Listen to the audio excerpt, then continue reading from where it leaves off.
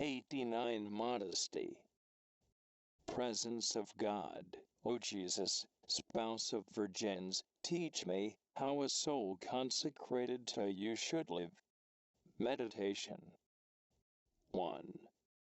Perfect chastity presupposes an absolute dominion of spirit over matter.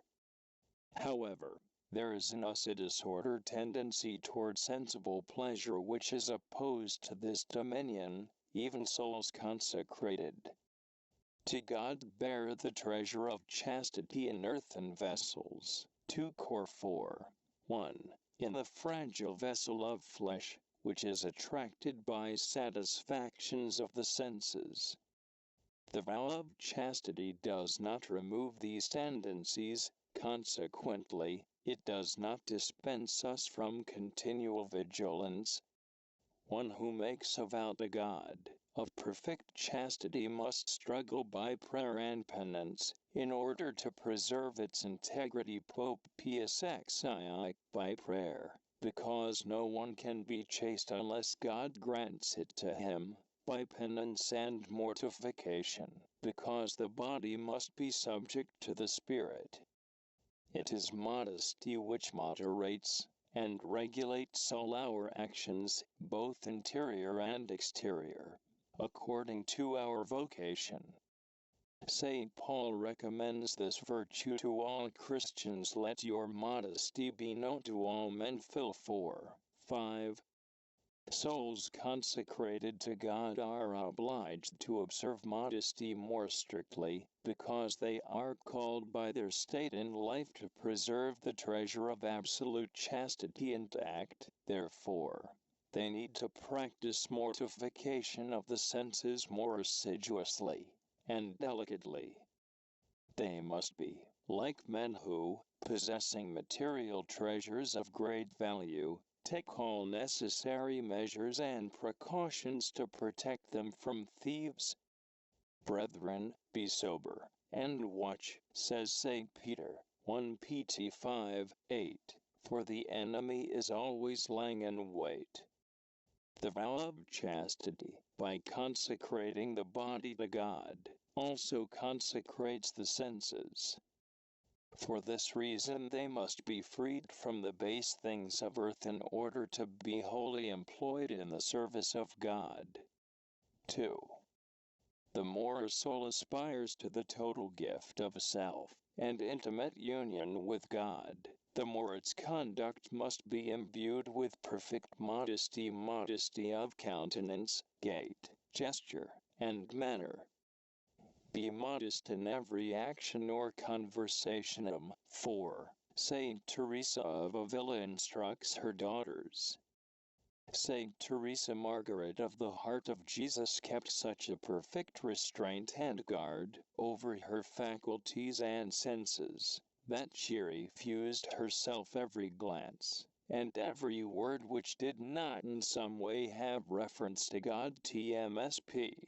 The golden rule of St. John of the Cross was to use the senses solely for the service and glory of God, and to raise the heart to Him, cf.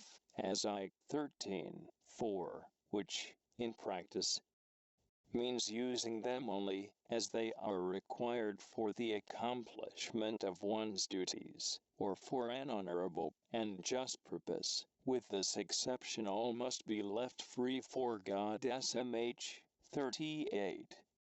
Therefore the soul must carefully guard its sight and hearing from vain curiosity, images, and news, for these encumber it uselessly, and give entrance to impressions which are not entirely pure and holy.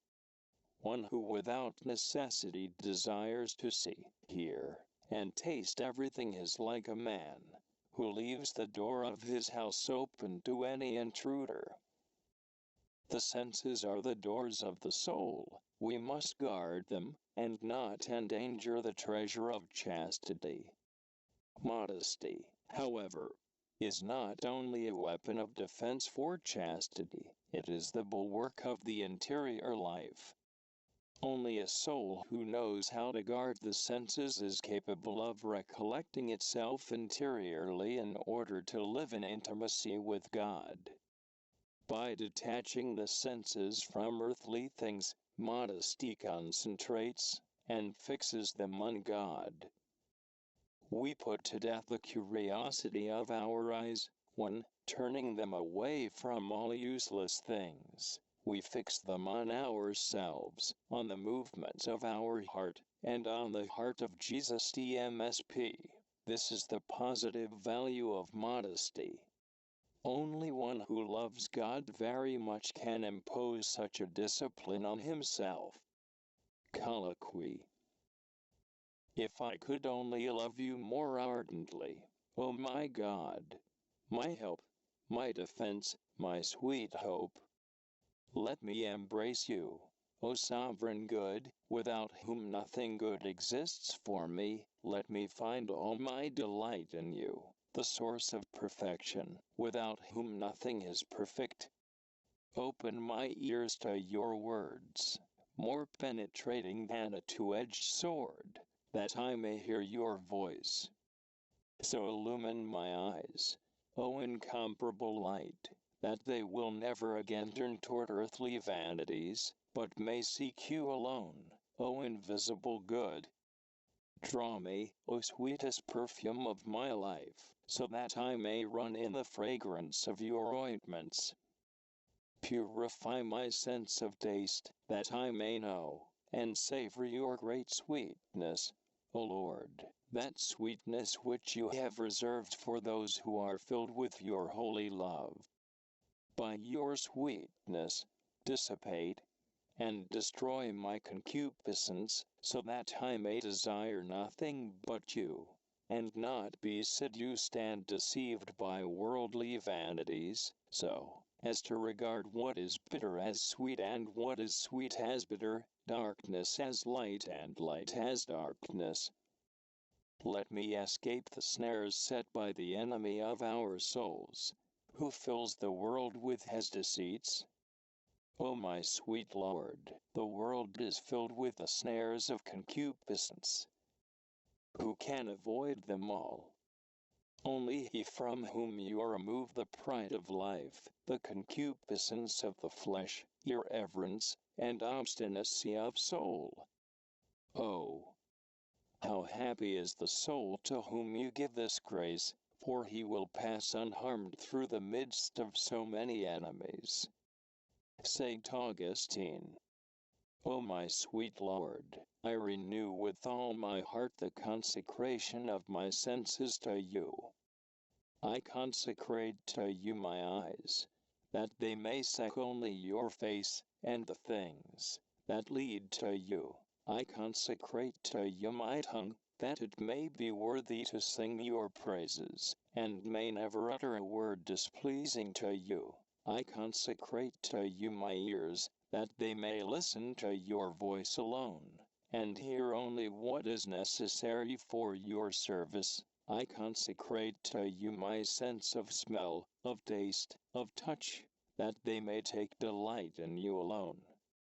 O Spouse of Virgins, I repeat with Saint Agnes, in loving you, O Christ, I am chaste, in touching you, I am pure, in possessing you, I am a virgin.